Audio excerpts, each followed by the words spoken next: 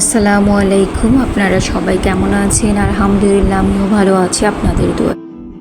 তো এই তো ক্লাবে তো পৌঁছেই গেলাম। আজকে সুন্দর একটা শাড়ি পরেছি, কেমন লাগছে জানি না, আপনারা জানাবেন কমেন্টে। তো তার মধ্যে উপরের থেকে নিচে নামলাম ভাত খাওয়ার জন্য। তার মাঝে দেখছি জামাই চলে আসছে, উঠে ওখানে গেলাম, গিয়ে দেখছি ঢোল বাজাচ্ছে, কি সুন্দর করে ছেলেরা আনন্দ করছে।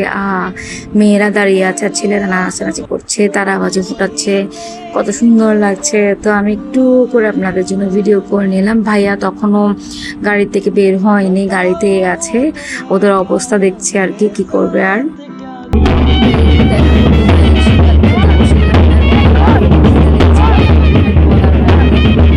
তো এদিকে ভাইয়া তো 2 তলায় উঠে গেল, সবাই আস্তে ধীরে আসছে। আর এদিক দিয়ে ঢোল, আমার না আসলে ঢোল বাজলে সুন্দর লাগে, কেমন যেন ভালো লাগে। তো ভাইয়াও আসছে, ভাইয়া চারিদিকে দেখছে কে কে আসছে কে কে আসে না, এগুলো আর কি। ভাবিও মাশাল্লাহ মাশাল্লাহ অনেক সুন্দর লাগছে ভাবিকে, ভাইয়াকেও অনেক সুন্দর লাগছে। এদিক দিয়ে আমার খালাতো ভাইরা উঠে গেল, তো আমি একটু করে ভিডিও করে নিয়েছি। তেমন একটা ভিডিও করিনি কারণ সবাই ইউজ টু না, তাই আমি ভিডিওতে তেমন কাউকে আনিনি। তো ওদের ফাঁকে আমি একটু উঠে গেলাম, মুনতাসিরও উঠলো, কারণ আমি এখন বাসায় চলে যাব, নিহানের পরীক্ষা তাই।